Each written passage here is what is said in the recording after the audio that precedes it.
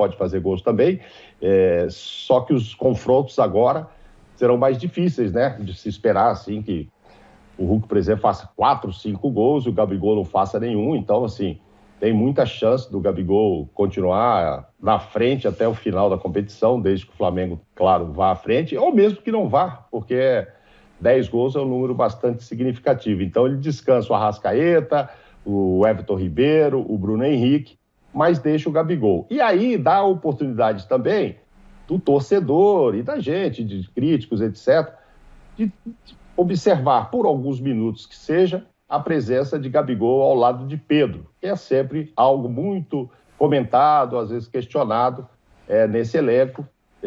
Várias vezes o Renato é obrigado a responder sobre a utilização do Pedro e tal. Todo mundo sabe que ele realmente é um reserva, mas muitos acham, puxa, mas se um ou outro ali não estiver bem, não dá para colocar a dupla e tal. Então a gente viu nos minutos finais, o Pedro teve uma cabeçada que poderia até ter feito um gol, mas acabou sendo o próprio Gabigol que fez o gol estando com o Pedro em campo e também de cabeça.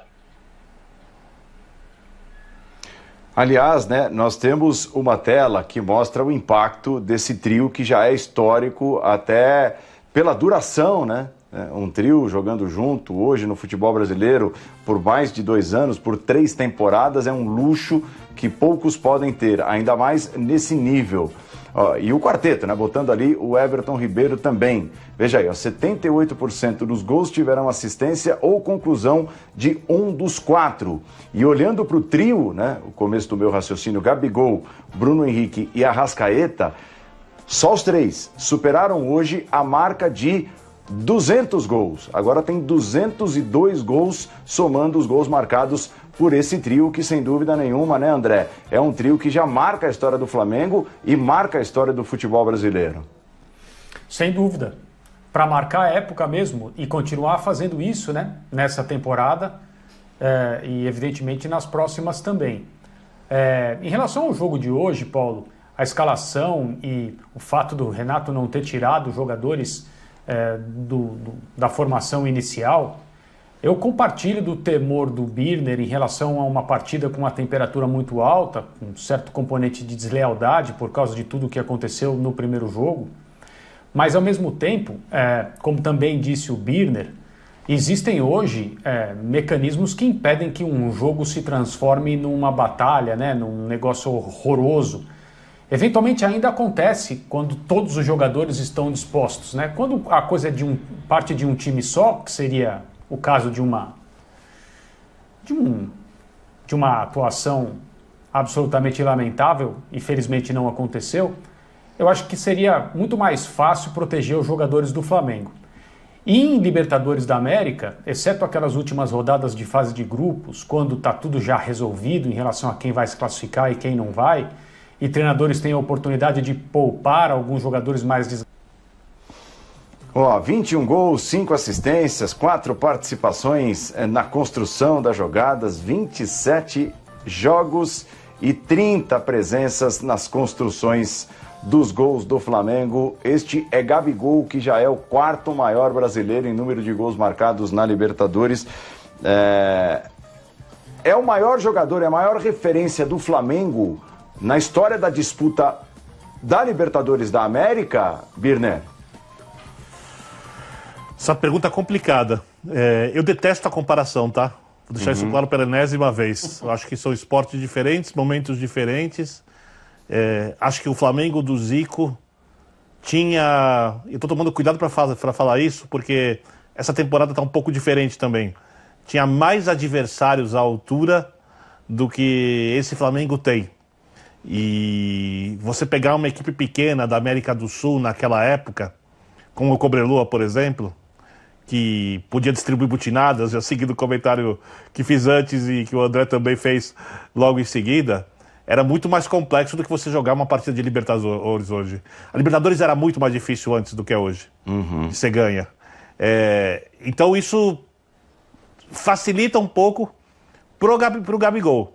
Se a gente for pensar em termos de racionais e abandonando todas emocionais, abandonando todas as questões racionais, a compreensão do que era a Libertadores, do que hoje é a Libertadores, do que o Flamengo passou para ser campeão naquela época, do que o Flamengo, por exemplo, se for campeão de novo nesse ano, vai ter passado, dá para dizer que são comparáveis em termos de Libertadores da América. Mas eu gosto sempre de ressaltar que a grande história nisso é que o Gabigol está construindo a história do Gabigol. Ele está sendo o Gabigol da Libertadores. Enquanto isso, o Zico já tem a sua história e o Flamengo não vai achar um novo Zico. Do jeito que o Gabigol é hoje, se o Flamengo no futuro tiver um outro jogador que faz 2 gols numa virada contra o principal time do continente, na época, um gigante argentino, ele vai ser esse jogador, ele não vai ser o novo Gabigol. A gente tem muito mania de fazer essas comparações, eu sei que o torcedor gosta, eu detesto, não quero comparar, mas eu entendo se a gente tirar todo o lado racional e for apenas pro lado emocional, quando a gente olha pro Zico na Libertadores, não tô falando o resto, na Libertadores, e olha pro Gabigol na Libertadores, sim, eles podem ser comparados. É engraçado como a gente quase que precisa ter medo de fazer esse tipo de comparação. E eu Só deixar claro, Jean. Não, eu te entendo completamente, Birner, até pelas reações exaltadas, né, que podem acontecer quando essas comparações são feitas.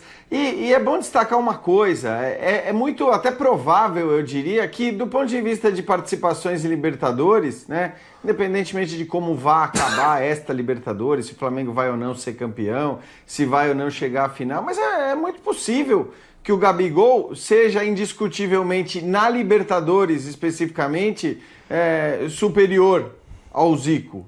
Na Libertadores. O que não vai torná-lo superior ao Zico na idolatria do Flamengo, na importância que ele teve para o Flamengo. Isso tudo, assim, uma coisa são os números, são os títulos, a outra transcende tudo isso, é a relação com a torcida, é a época, é o contexto, é a relação que se dá muitas vezes depois até que o jogador parou de jogar. Então, a gente não deveria ter tanto medo de fazer comparações quando elas são comparações específicas. Embora também eu acho que certas comparações não acrescentem muito.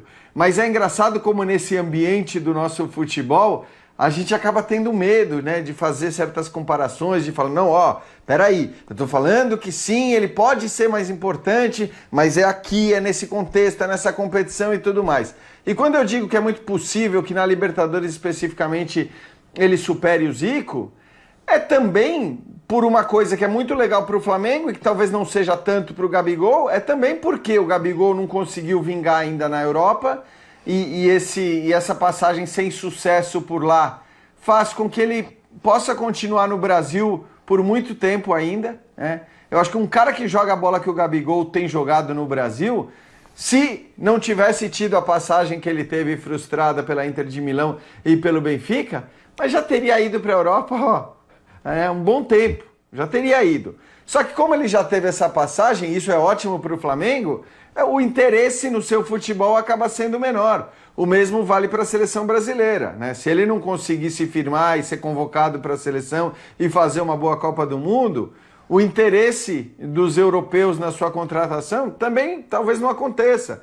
E isso é maravilhoso para o Flamengo, porque aí ele vai continuar no Flamengo e com a bola que ele tem, com a qualidade que ele tem condições de bater todos os recordes com a camisa do clube. Mesmo assim, mesmo que ele bata todos os recordes com a camisa do clube, eu acho que a discussão, numa comparação com o Zico, ainda vai ser uma discussão muito complicada e muito difícil. Hoje, sinceramente, não acho que seja complicado do ponto de vista de idolatria e de importância. Só um detalhe para completar, já. Maior.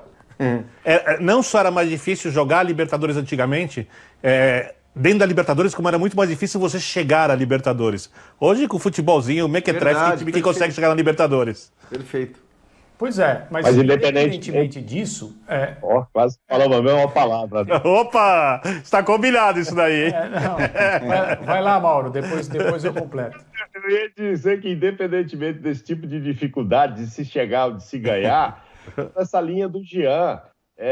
o Gabigol permanecendo mais tempo aí pode sim superar todos os números de Zico e em Libertadores, mas nunca vai superar a idolatria do Zico. Ele nunca vai ser, na minha opinião, não acredito que vai ser considerado maior do que o Zico. Vai ter uma geração nova que não viu o Zico, que começa agora, que curte com ele, que vai acompanhar a partir de agora. Para essa geração, ele é o cara, e ele está sendo o cara, né? um jogo contra o River, 2019, com 2